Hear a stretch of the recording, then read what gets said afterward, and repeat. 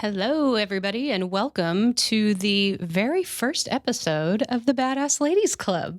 How excited. I mean, can we cheers you? on this for just a second? We have mimosas. To celebrate, obviously. Yes. Grounded. Oh, yeah. Mm-hmm. My name's Lawrie Wallace, and this is my bestie, Jessica Weckerlin. Hey, y'all. And this is the Badass Ladies Club. So this podcast has been a labor of love, a passion project. I want to say for somewhere around 2 years now. We've been talking about it, trying to flesh it out, trying to decide what it's about, trying to name it, my gosh, all of the name. things.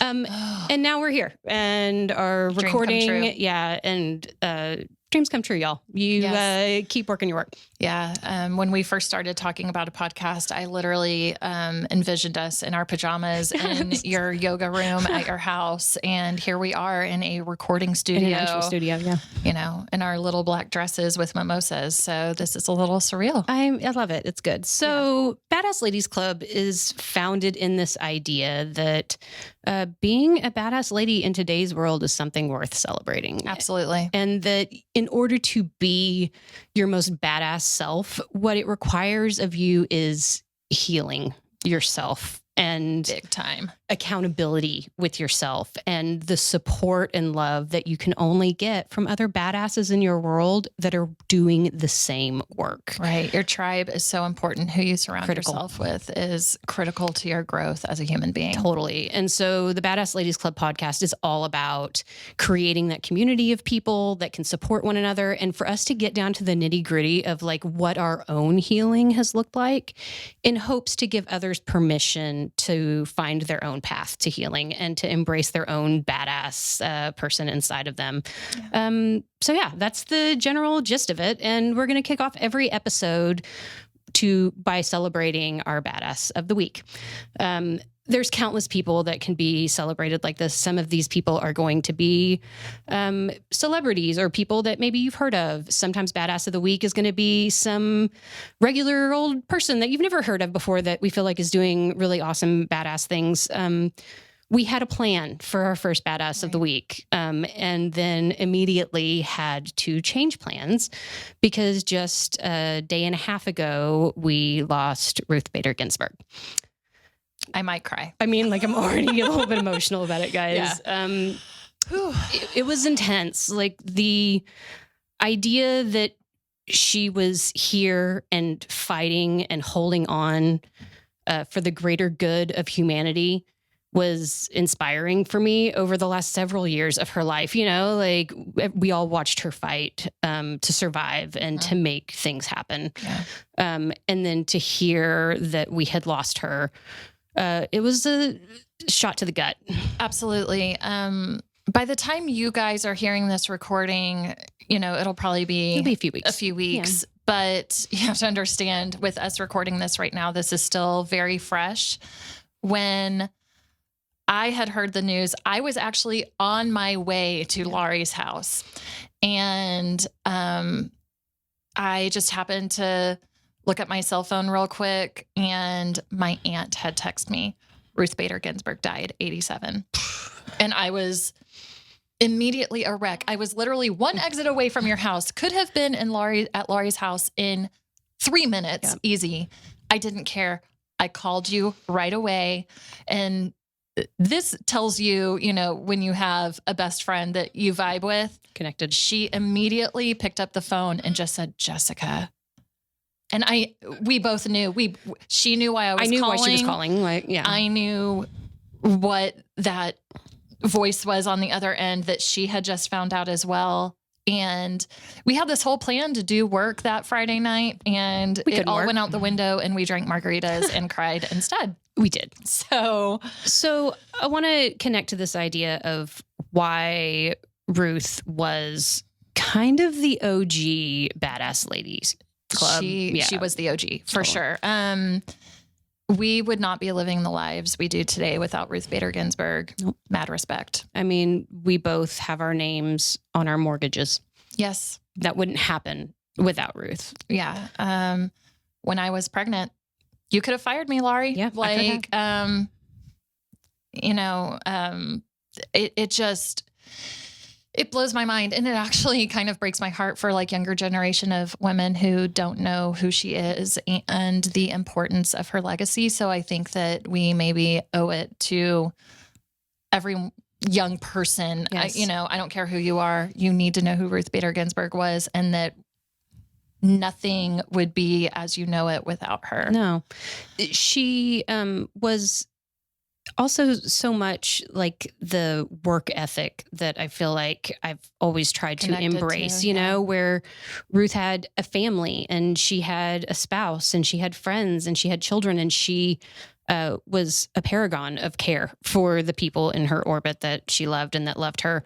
But she also worked tirelessly at the Harvard Law Review and obviously was a Supreme Court justice and performed in her career at the highest levels that you could perform as somebody in the law arena. And the fact that she was able to do those things and do them alongside having the family and Right. the circle that she had, like she did it all. Right. So 2 things on that. First of all, for those of you who are watching, or maybe if you're not watching, Lawrie and I are wearing the closest thing we had to dissent collars in Absolutely. honor of Yeah. Ruth Bader Ginsburg. We actually, the night that we heard she passed, ordered as much Started shopping. things RBG related as possible. I'm wearing my RBG pins that I've actually had for a while, and Lawrie ordered Mine are on the hers way. the other night. But let's talk a little bit about, we were talking about tribe in the beginning and that Ruth had a family. Mm-hmm. And I think that one important thing to note is that Ruth Bader Ginsburg also had the backing of an incredible partner. Yes. Who was really a feminist before men were feminists. Totally. And I know that can be a bad F word sometimes in today's political arena, but Ruth's husband was her ultimate cheerleader, and he made it possible for her to be the woman that fought for us. Absolutely. And she did fight. Her whole message of dissent, I think, is really powerful for me because going with the flow and doing what everyone around you is doing is so easy. Yeah. And she refused to do that. Not just when it made sense, but when it didn't make sense and when it was really hard, and she was the only one that was willing to say, no, I don't believe that. And no, I will not support that. Yeah. And yes, I will fight to make sure that what this country represents for freedom and equality is something we're actually doing in practice. And what I loved about her was that she didn't just fight for women. No. She made it clear how gender equality, if we didn't have it, it would harm everybody. Yes. At one point, she even represented a widower who lost his wife. I believe his wife died during childbirth. And so here he was, a single parent, and, he didn't get the same Social Security benefits. Had it been the other way around, had he passed away and his wife survived, right. His wife would have gotten Social Security benefits. He was not awarded those same benefits. And Ruth Bader Ginsburg went to bat for him and said, this is not right. Mm-hmm. He is a single parent. He is the primary caregiver of this child. He should be, given the same rights. So, I feel like she kind of has this reputation as just fighting for women. Right. That is not the truth. Absolutely not. She fought across the board for everybody, no matter what's between your legs, what color you are. It did not matter. Nope. She was all about equality across the board. And I actually named my dog after Ruth Bader Ginsburg. Indeed. Her name's a little different. Yes. I named her Ruth Barker Ginsburg. Obviously RBG for short. So we call her Ruthie, and she is, she's a namesake. And yes, I'm telling you, it's been like a day and a half.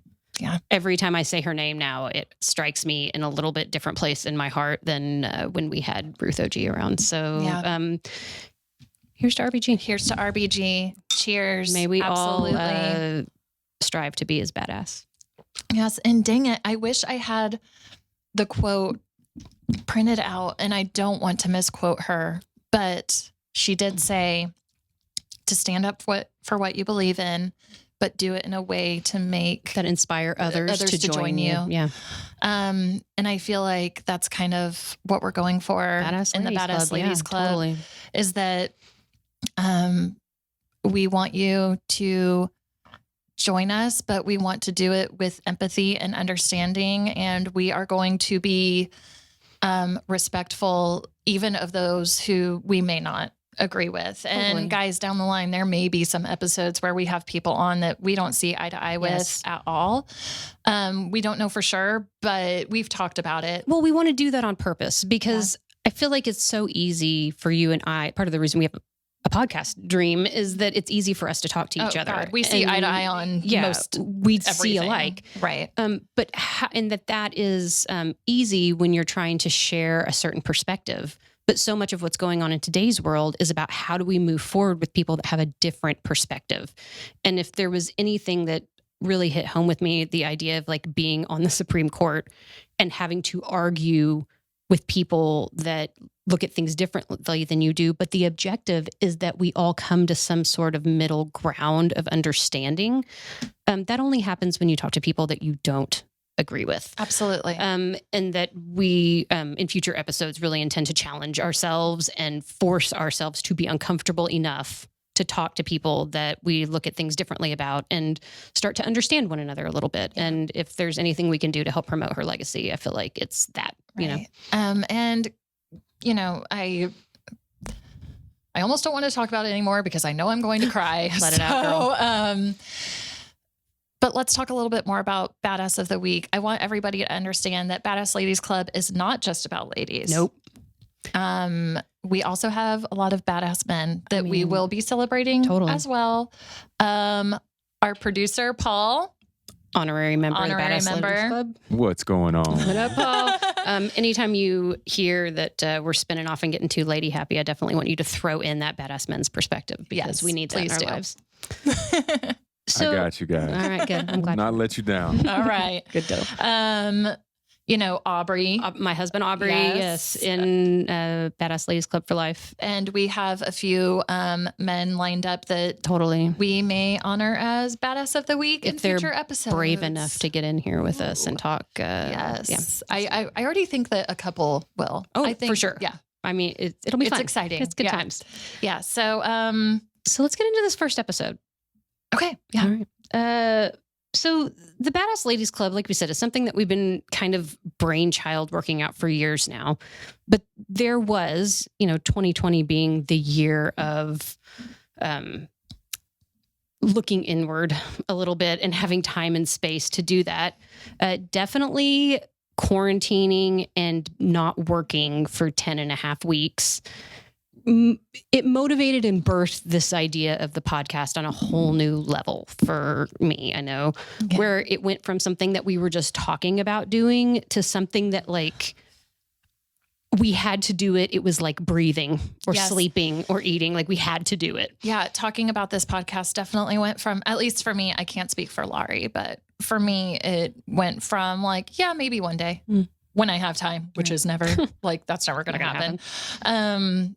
To COVID lockdown happening and us losing our minds. Totally. So backstory, Jessica and I both work in the salon industry. Yes. We have known each other for how long now, Lawrie? It has to be close to 11 years. Yeah. So we're both in the salon industry. I have been working at our salon for 10 years since the day we opened. It will be 10 years, December 6th. Right. And I'm at around 11 plus years. So with the pandemic raging on, obviously like personal care services where you have to be in close proximity to people, that was something that was not an option. And we live in Texas. So when Texas put in the mandatory stay-at-home orders, obviously salons were not able to be in operation. We were closed for about 10 and a half weeks. Yeah. And I remember when they first closed the salon, I was kind of in this numb space where I was like, okay, so we'll be closed for a few weeks, you know, we weren't in denial by any means, but I remember calling all of our guests March 19th and saying, we'll be back to work April 1st. April 1st, like it'll be we're fine, in. you know? And that did not happen No, it did not. Much later. So let's talk a little bit about quarantine and just the phases of all of that. Right. So literally in a matter of days, I went from traveling the world, living my best life.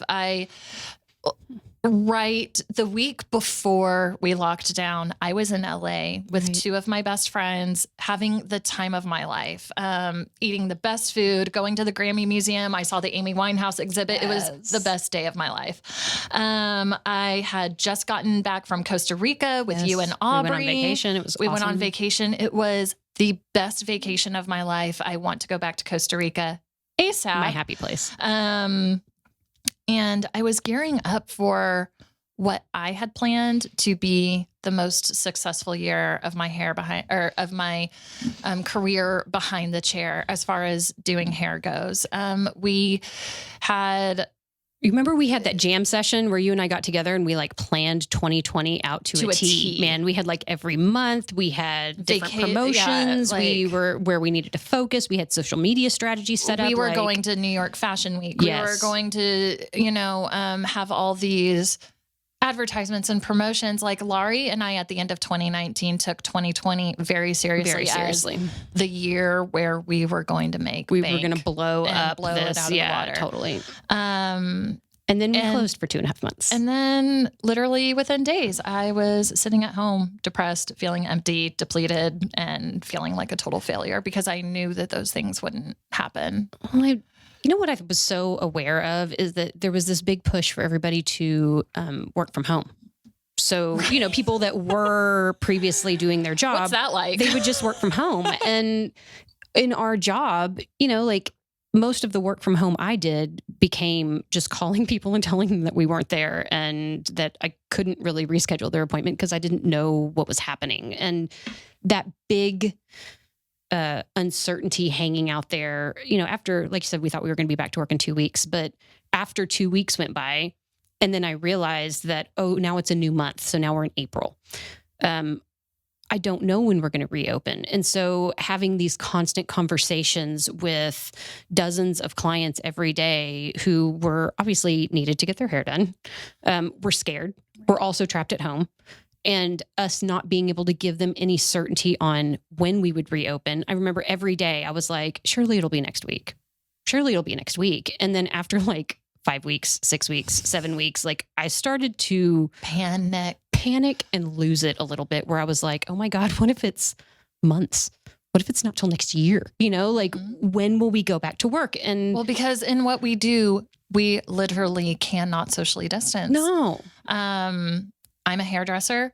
Lawrie is a makeup artist and she runs our front desk and you're in people's faces all the time, in close contact, touching them a lot of times, which has always been one of my favorite things about our industry is I've said, people need touch and they need care in a very intimate way that they get in a salon that you don't get anywhere else. And because we live in this world where like touching people and being in that intimate space with people is a lot less than it was, let's say 10 or 20 years ago, that people critically need that. And that now we're in this space where touching and being close to people is totally off guards. That was hard on my mentality of what it was we offer to people on a daily basis. So what was, besides calling clients and telling them that we could not do their hair, what was your daily, what was your quarantine like? So my quarantine in the beginning, I think was really hard for me because first things first, I lost my beloved dog, my poodle, in December of 2019. And she was the best. She was the best dog I've ever had, guys. I'm not going to lie. So everybody immediately with quarantine was like, oh, my dog's so happy. And we go on 3 walks a day and we're doing this with my dog and this with my dog. And so that immediately was really hard for me because I was like, oh my God, I don't have like, I can't hang out with my friends. I can't go to work. I can't do, and my husband is a bicycle mechanic. And so in transportation, you know, like they were a essential service. And so he would go to work every day, and I'm really busy. Like, I like to be busy. This woman does not stop. I can't, it's like, it's hard for me to stop. I like productivity is, I like checking things off on the to-do list. Productivity is Laurie's love language. Like, it really is. So I would make to-do lists, and I definitely like rearranged closets and worked in my garden and tried to do things, all the things that you say you would do if you had more time. That was the stuff I was trying to do. I really love being at home. Sometimes on weekends, I don't leave the house at all. You know, like the idea of staying at home all day, every day feels warm, fuzzy to me because I'm so busy and because I travel so much in my career. But to shut it all down like that and to be at home all day, every day, I took naps, you know, like I binge watched some TV shows, but not having a dog really laid heavy on me. And I know that I definitely talked to you and definitely a lot of people in my family over the course, I want to say about 5 or 6 weeks into quarantine, where I went back and forth, guys. I was the heavily productive Lawrie, and I was baking bread, and I was cleaning closets, and I was doing the gardening on Tuesday. And then on Wednesday, like I was literally a blubbering, crying mess, calling my friends, talking about going and buying $3,000 poodle puppies because I don't have a job right now. I got one of those phone calls. Yeah, like nothing seemed to make more sense to me than to have something tiny and lovable that I could cry with on the couch, because I was so back and forth, and there was no rhyme or reason to, like, 1 hour I would feel great, and then the next hour I could not stop with the crying and the pacing and the not knowing what was going to happen. Because if we're being honest, I maybe have a touch control freak in me as well. Maybe a touch. Maybe a little. And so not knowing what was going to happen with the pandemic, how bad, you know, like information changed every day about how you contracted it or how deadly it was, or all these different things. Like I couldn't keep up with how the pandemic was going, how that was going to affect our business, and how it affected the fact that I had nothing to love and take care of at the moment because I didn't have a team of people. I didn't have, you know, like I am a nurturer by nature, and that was crippling to me. So about, I guess, April 1st, I adopted Bowie. He's my rescue dog. He's a rat terrier Chiweenie mix, and a great love of my life now after about 6 months we've been together. So and my little Ruth Barker Ginsburg is Bowie's offspring. Baby. Yeah. It's so crazy. But yeah, we have a father and daughter dog combo now. And they do love each other. They do love each other. They're learning to cohabitate a little bit, you know, when they're around each other, and it's super sweet. But having a rescue dog was like all encompassing for a little bit, because he was definitely a little aggressive and scared, like rescue dogs tend to be. Well, and it's different from Teeny, your poodle. My poodle, yeah. Because you had raised her from a puppy. I had her from 6 weeks, so going from raising a dog, you know, from puppy life, when you're all they know, you got Bowie, who had a life before you. He was 10 months old when I got him. Yeah. So he was definitely had a different experience, but he helped me a lot just in respect to, like, then I was on a schedule. Like we had to go outside, we had to go and walk, we had to do things for him, which really helped me balance things out a little bit. But man, I'm telling you, nothing helped me as much as being able to reach out to people that I knew were there to support. So what was your quarantine like? Man, I mean, it changed every day. Yeah. So I have a 4-year-old, Adelaide, and she's the freaking best. She is the best. But let me tell y'all, being a stay-at-home mom was never in my plan. Yeah. I like working. I like getting out of the house. I like having adult conversations. And so then all of a sudden being quarantined with she was 3 at the time. She had her 4th birthday in April during the massive lockdown, which I had a ton of guilt about. I probably watched Frozen more times than I care to, but for the record, I'm a fan. Obviously. I mean, obviously it's a great movie, but I mean, we watched Frozen 2, Inside Out, Onward. Y'all, If you haven't seen Onward, do it. But Only when you need a good cry. when you need a good cry, like I ugly cried the first 8 times I saw it. I was actually kind of pissed at you the first time I saw it because you said it was so good. And I was like, this is so good. I know. It really was. It's worth a watch. But so Disney Plus saved my life. Totally. We blew bubbles in the driveway. We painted on the easel. We bought a bicycle. We had roller skates. But at the end of the day, there is nothing that keeps her satisfied. Especially when you can't take her anywhere. Right. I mean, God, and I would just go on drives just to get her out of the house. And then she'd be like, can we go to the park? And I'd say, baby, you know, we can't do that. And she'd say, is coronavirus there? Which breaks my heart because I don't want her worrying about that kind of stuff. But even at the age of 3, she was so in tune to what was happening. She knew that something shifted. Just yesterday, actually, we were driving and she said, Mom, why are there so many cars out? Like, it was new to her to see such busyness. Activity, yeah. And so y'all, quarantining with a 3 or 4-year-old is no joke. And especially while being depressed, it was such a struggle. Depressed, I think, it's a big word. It is a big word and it is a broad word. It's different for everybody. It is. But for you and I feel like we kind of like almost every day we would role reverse a little bit where days where I was calling you sobbing and do I have money to go spend $3,000 on a new dog? That was the day where you tended to be on an uptick a little bit, and Absolutely, then vice versa. When you were having really hard days were days that I was able to be there and support you. But all of these things were not in person. We had an intense text message relationship during quarantine. I want to say on average, we probably sent 15 to 25 memes back and forth to each other every day. Saved my life. I mean, because the comic relief of some of them or the dark humor, levity of what was going on. There was a lot of things maybe that we sent to each other that I would not be compelled to share on air right now. Because we have kind of that funny, dark relationship where we get each other.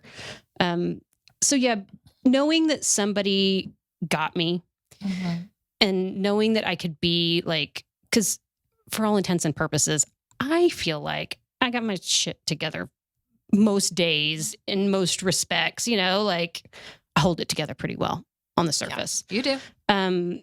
But I was not holding it together very well. You were not. I was not. And there are only a handful of people in my lives, save, my husband, my brother, my parents, and my besties that see me in that space sometimes. And so even though you didn't see me, you could obviously hear that I was not okay. Not okay. And same, I had this goal to kind of purge my house, during quarantine, because what else was I doing? Yeah. So I was going to donate everything I own to Mission Arlington. And, I think that you tried your best to hold me not accountable, did you get it done? Why aren't you doing it? But from a loving, well, do you need help? Right. I can help you. And I just remember telling you, I don't even nothing against you. I can't even have you over because I can't even fathom going to the door and opening it to let you in because I just wanted to lay in bed and cry. And it was a grief so heavy. Well, and I can't imagine having a child, because you were only able to experience that at times where you didn't have Adelaide with you, Right. And so much of your hold it together and make everything okay. You were being a mom. So in the opportunities, for the record, y'all, I was not so great at the social distancing aspect. I definitely still took my kid to grandparents' houses because I needed the break. Yeah. I couldn't. Everybody did what they could with what they had, but that when you had an opportunity to just feel what you needed to feel and not worry about her watching you feel that, Well, yeah. So, those times when I would take Adelaide to either set of grandparents' house, I'd tell Lawrie, yeah, I'm going to do my bedroom This is my today, plan, or yeah. I'm going to do this, or I'm going to do that. And then she'd check in with me and I'd be like, girl, I just laid in bed and I couldn't even bring myself to do anything because it was just so heavy. Yeah.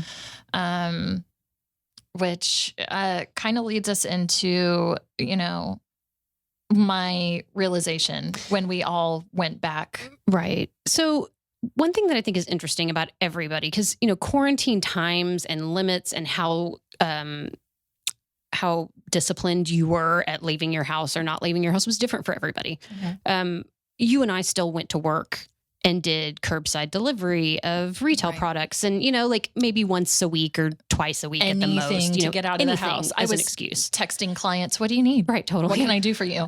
So we did get out a little bit. Yeah. And I feel like, 2.5 months was the longest that I have ever not worked since I started working as an adult. But one thing that everybody, no matter who you are or how much time you spend at home, seems to be the same is that when all the busy things in your life are gone, so you don't have to go to work, you've cleaned the kitchen, like you've done all the laundry, you've cleaned the closets, you've worked in the garden, like the dog's been fed, everything's done. Like what's left when you remove all that busy from your life? And you have no choice but to like sink really deep and see, what do I have if I take away all of these other things? And I remember one thing that was so glaring to me when I could get really quiet and really connect to what was left was that I had so many things inside of me that I knew needed to come out. Yeah. One of those things was this podcast. One of those things was that I am a writer and that I've always had like a side hustle writing. I'm writing several books, like I've always wanted to have a blog, which is so funny because that's not something hard to have. Like millions of people have blogs everywhere. But for some reason, it's really hard for us because both of us had talked about blogs for a long time. That I had these things that I knew I wanted to pursue, but that I hadn't been pursuing because I was so busy.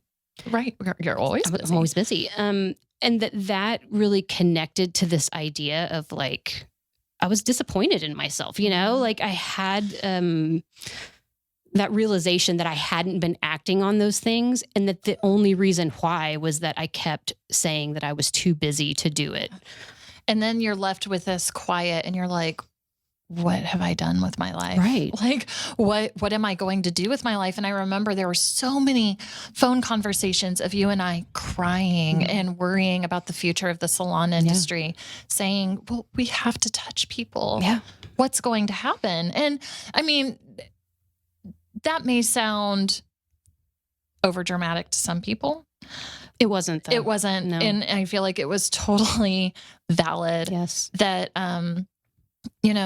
Georgia was one of the first states to reopen. And so that was a state that we were watching closely with their guidelines and what they were making their stylists do. And it was scary. Dude, they were in full PPE gear, like paper gowns, masks, hoodies, right, plastic shields, like the goggles, whole gig. Yeah. Like everything, looking like they're prepping for surgery, right. And how, because we work in a salon environment that, we are a little higher end. And so value added. We have value added services where we do massages and hot towels and hand massages and makeup touch-ups and the indulgence of a makeup touch-up and all these little extra things that we were like, so that's off the table now. Well, shit, if you take that away, then people can get a haircut at anywhere. Right. We won't name names, but you could get a haircut anywhere and not pay what I charge, let's say.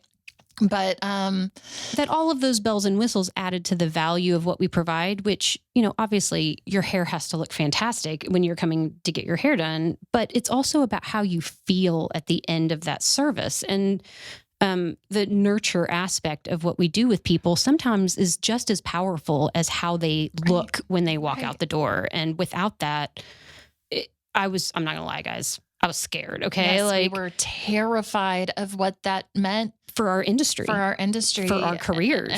And so that really got our wheels spinning with, we have to do something else. And even, if this podcast doesn't make us money or go anywhere, it's a passion project of ours that we can feel good about. Absolutely. And create a community. Well, and that nurture, I think so often I connected it to this idea of like physical things that we do every day in our careers where we take care of people physically. Mm-hmm. But one of the things that we were always really passionate about with starting this podcast is that we wanted to care for people in a emotional aspect or a mental aspect, which a lot of times happens when you're behind the chair or when you're doing somebody's makeup. Like people feel connected to you in a way that they are sharing with you things that they might not share with any other person. And y'all, as a hairstylist and Lawrie as a makeup artist will tell you the minute you touch someone, and I want to say like good touch, because like our doctors touch us, our dentists touch us, but that's more like, painful, clinical. But when you're, having self-care, people automatically just spill. And so when we ended up reopening on May 12th, which was actually earlier than anticipated, I had this huge epiphany and realization. So that was before the statewide mandate. We were, told by the cosmetology board, of course, to wear masks and that our clients should wear masks and all those things. But this was before Governor Abbott came in and said, nope, across the board,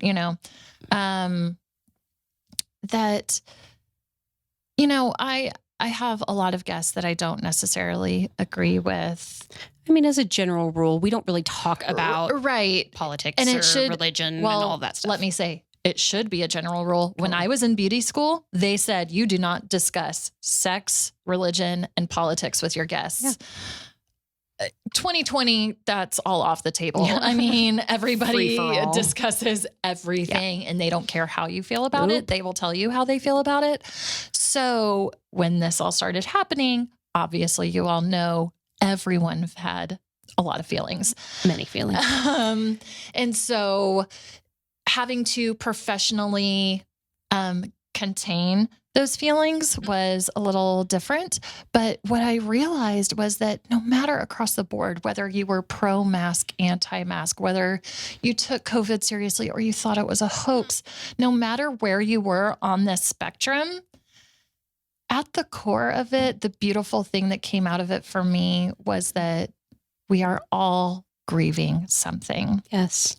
And that was heavy for me. And I remember telling you like, man, so-and-so said this and I so connected with it. And so-and-so said this and I didn't so much connect with that. But at the root of it, look at what they're going through. Right. That we're all grieving the lives that we used to have. And it may be for different reasons that we have the grief, but the feeling is the same. And absolutely. That there is this very hard line of like, before COVID, after COVID, even now, I think it's funny, like to watch TV. I see people do things on TV that I'm like, they clearly filmed that before COVID, because things are so different now in respect to behaviors. But yeah, that collectively as humans, we are social animals, and to have that taken away from you was an affront to what we were all used to. And so it didn't matter what you were grieving. That grief was a really big part of what I was going through and what our team and our clients were going through. Things just look so different on the other end. Even the guests that I had that may have been a little snippy with me over the masks or... a lady spit at me outside. I remember that. When I asked her to put a mask on before she came into the salon, for the record, y'all, 9 out of 10 of my guests were like, whatever, I'll wear a hazmat suit. Just 99.999. So I'm not saying this was like a recurring terrible thing, but every so often I do have still to this day guests who, we're wearing masks and I'll offer them some water and they'll be like, well, I can't drink water through my mask anyway, and I'm like, do you really think that I would offer you water if I wouldn't let you drink it? Right. Like common sense, y'all, but whatever. They're hurting. Yes. They're grieving. And I don't defend treating service providers that way, but I do think that we all need to give each other a little grace. Totally. And that grace is so important right now because I even, being the rule follower I am, these rules and mandates don't really bother me so much. I'm just like, just tell me what to do and like, whatever, I'll get through it no matter how I feel about it. That even then I find myself getting, I don't want to say angry, but I'll be like, I remember a time when I didn't have to do this. And, I'm grieving what life was before. And that's hard for anybody. It is. And I think that it'll swing back the other direction. Like we're still not even a year out from all of this coming down the way that it does. I'm interested in the way that things will progress over the next couple of years as far as that. Yeah. But I also think that because of what we do for a living, we were not an essential service, but then when we came back, talk about stand in line around the building to get in the door. Like people were so ready to get their hair done again, and then there was this other cross section of people that were not ready yet, and still to this are day not ready, are not ready to come in and probably won't be through the end of the year. No, I don't expect to see a lot, and that's okay. But it's okay. Very interesting to me how even in my own preferences, like I remember the first time it was okay for me to like go get my nails done again. Yeah. And that felt like, and you're like, what? Is this okay? Like, should I be doing this? Is this a bad idea?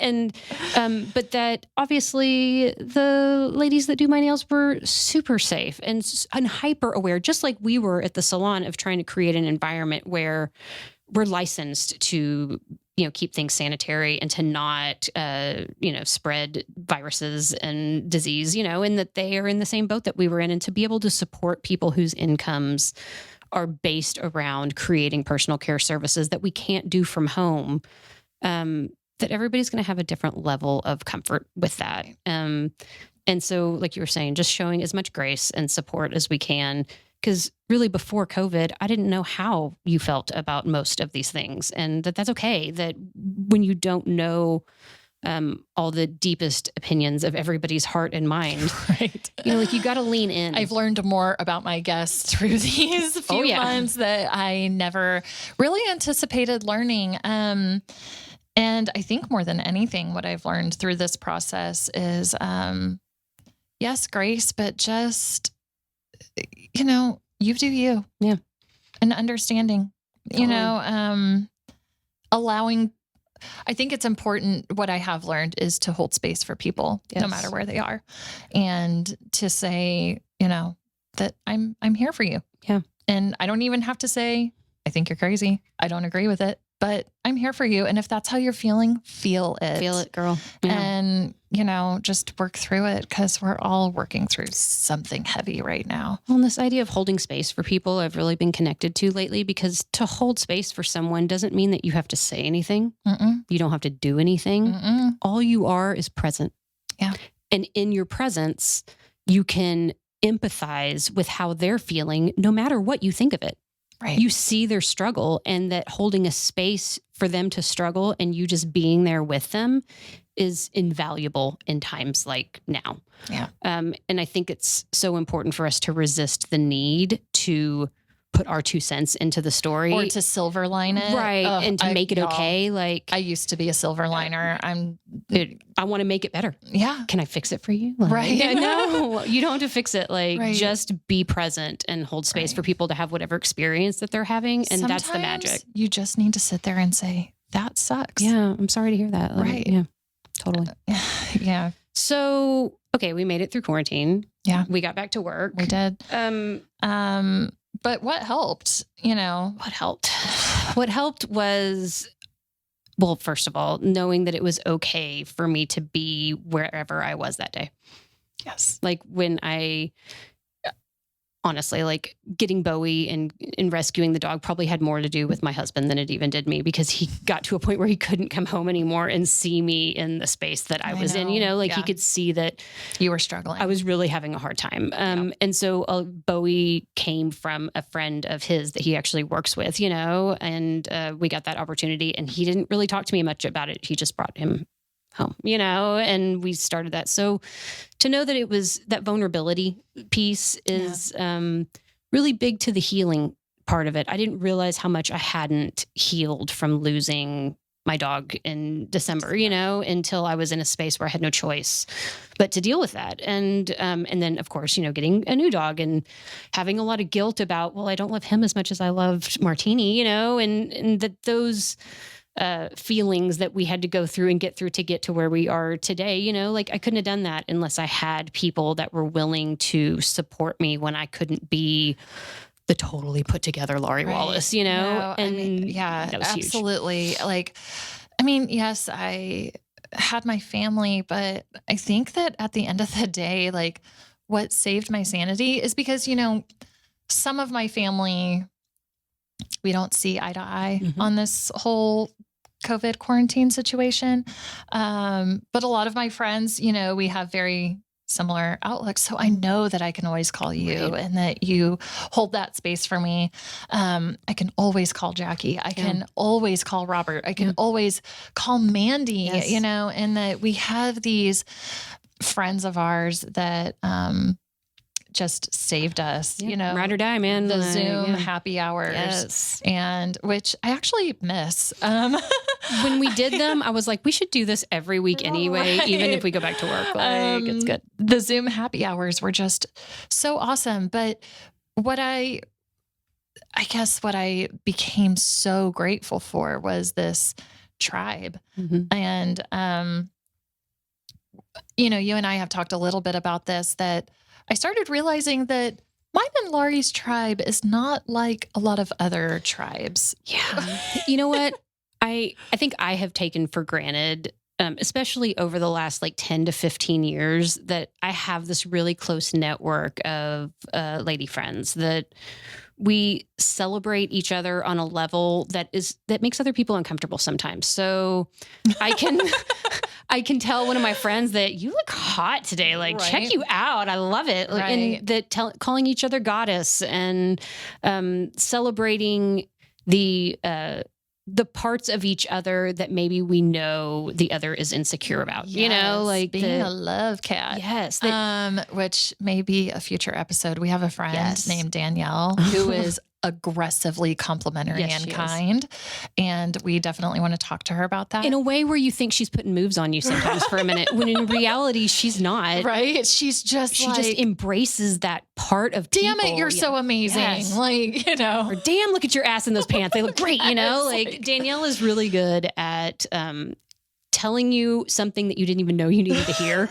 That boosts you up a little bit. And that I really took for granted that a lot of women have that in their lives. Right. Because then I caught myself doing those things to other women and they'd be like, what? Ooh, you. Yeah. And they kind of look at you in this weird way. I know. That embracing the platonic love between women is something that is almost taboo. Yeah, absolutely. And, even to clients sometimes I'll be like, look at you goddess, look at her. And they're looking at me like I'm insane. And I'm like, what? You don't have people call you goddess? I do that on the daily. Yeah.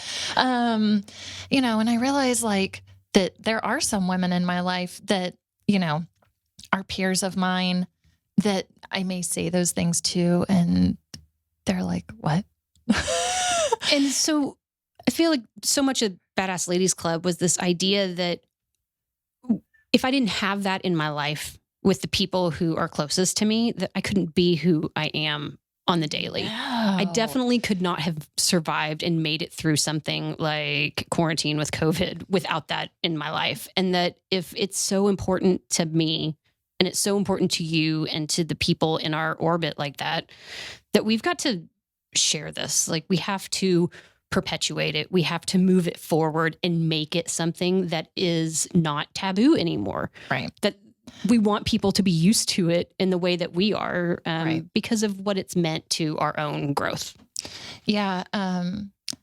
And I think for as long as we've wanted to do this podcast, we've wanted to always explore healing Yeah. and growth and encourage ourselves and others to empower ourselves to be unapologetically ourselves. And I think that with friends that you can just say that kind of shit to, Yeah. it really helps. And that's so much easier said than done. Oh God, yes. Because you can, like, I've always heard that, like, just be yourself, like the answer is always to be yourself, or, It like, only works if you surround yourself with people that hold that space for you. well, and that will allow you to be yourself, whoever that turns out to be. Right. Because whoever you are is different from moment to moment based on how much you understand about what's going on around you and about how you react to things. And so this idea of healing and personal growth and development means that I don't even know who I'm going to be next week, but I know whoever that is, that you have my back no matter what. And that is the magic of having people around you that can help you grow and support, where you're not afraid of stepping into who you're becoming. Because you can't do that without walking into some fear and walking into some uncertainty and being fearful of judgment, that's going to come to you from wherever it is. And a lot of times those things aren't real either. A lot of times those are just shit in your head that you get caught up in that keeps you from stepping into the next step. But having a circle of lady friends around me that I know, even when I'm scared, even when I'm messy, even when I screw up and do something that's maybe not quite on my path, that all of that is fair game and part of the process and totally okay. I'm braver.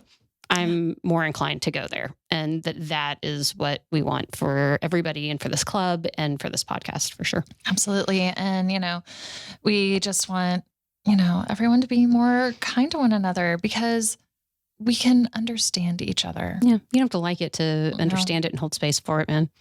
And so it kind of shifts into where we're going with the future of Badass Ladies Club. So we definitely want feedback on if something you heard in our episode today struck a chord with you or resonated with you. Yeah, you can relate to it, then definitely let us know. We've got the Instagram page at Badass Ladies Club, Facebook Badass Ladies Club. There's going to be lots of other social platforms that are going to come up in the coming weeks where you guys can interact with us. But tell us what your feedback is. Definitely get on Apple Podcasts, Spotify. Leave us a review. Leave us Tell a what you review, think. subscribe, send it to your friends and family, because your involvement in the Badass Ladies Club is going to have a lot to do with the direction of what we talk about in the future. Trust me, we go 10 rounds on Friday nights talking about all the things that we could talk about. We have lots of ideas, but the ideas that are going to surface and then are going to turn into actual episodes are going to have a lot to do with what our audience wants to hear. So, and know that you are all badasses for sure. No matter where you happen to be in your process, we are the first to say we are figuring this out from moment to moment too. We are definitely not experts. Right. We are not counselors or therapists. We are just out here. Just a couple hairdressers and makeup artists. Step for step. But that together we can make badass things happen. We're already doing it. And I think that badass is an attitude and a mindset. Absolutely. And to live that is pretty powerful. Cheers, Lee. Cheers. Here's episode 1. Episode 1. There we go. Coming up.